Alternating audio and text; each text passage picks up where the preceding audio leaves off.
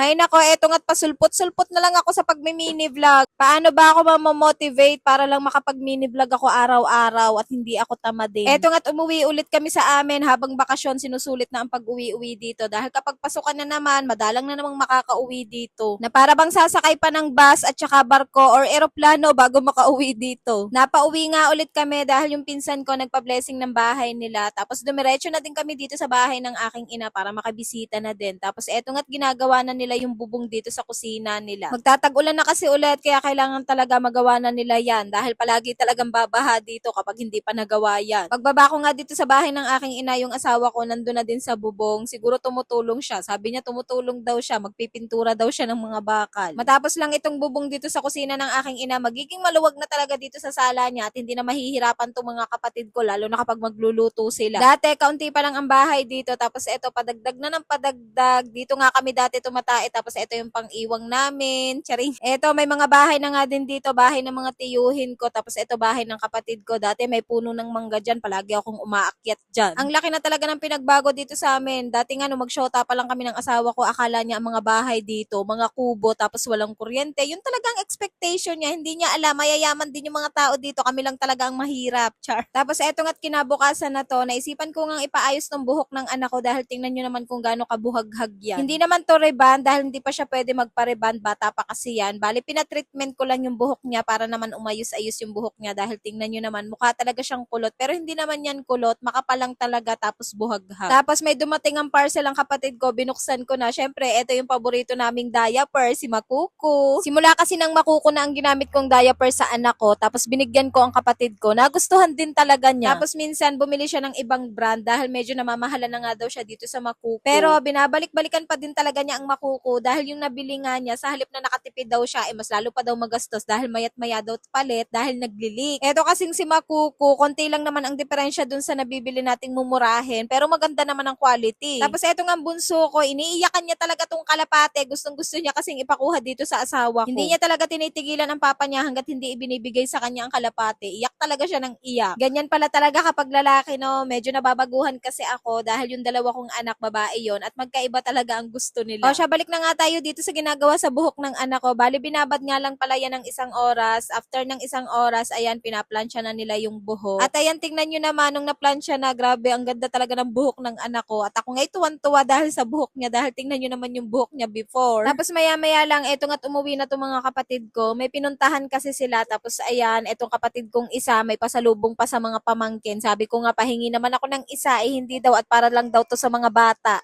Talaga naman, malayo pa ang Pasko, namimigay na ng pamasko. Tapos eto nga sa wakas, natapos na din ang ginagawa dito sa buhok ng anak ko at makakauwi na din kami. O siya, utang muna ha, sa susunod na lang ang bayad. Ang ganda-ganda naman itong anak ko talaga yan, kamukha lang ng tatay.